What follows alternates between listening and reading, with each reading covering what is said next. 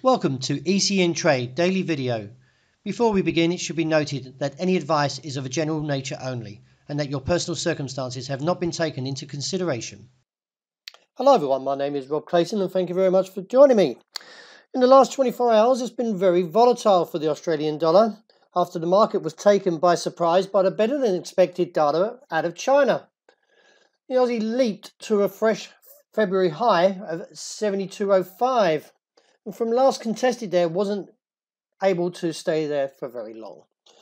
The data published by China National Bureau of Statistics on Wednesday revealed that the retail sales increased by 8.7% on year basis in March to beat the analyst estimate of 8.3%.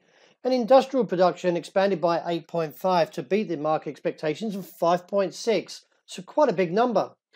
And then finally, we had the first quarter of the GDP growth, which came in at 6.4 annually to match the previous reading. Earlier in the week, the RBA minutes was rather dovish. So this has also put a bit of a jitter on the market. At present, although we did get a stab to the upside and this morning, but the long-legged doji is showing indecisiveness of the challenge to the upside.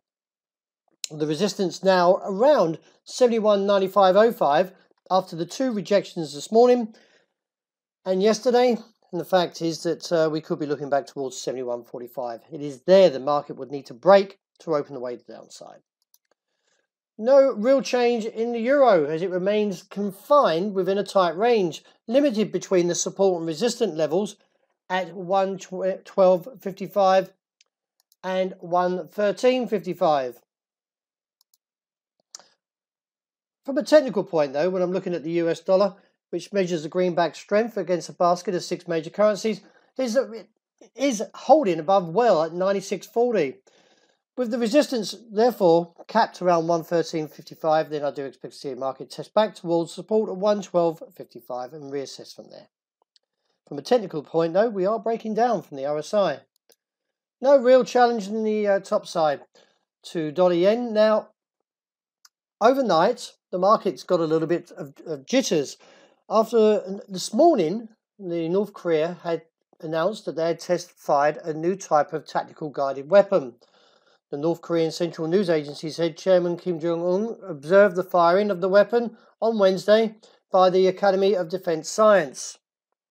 If this is the case, we could see a little bit more of strength in the yen due to risk safe haven demand, and therefore could see the market drop back away from 112.45 and look down towards 111.65 or a break there to 110.70.80. The pound still remaining in its descending triangle. And this point we still look towards 129.70. A break beneath there would give us a measured move to 125.5, which I still feel is possible. Therefore, any advances should find a cap now at 131. Figure 15. So with the safe haven demand coming back into play, could soon see a rejection from this downside challenge, either being 71 to 72 or from 65. It is ascertained that market should break higher, but we need to get through 86.88 to get the move back towards 1,300 and higher.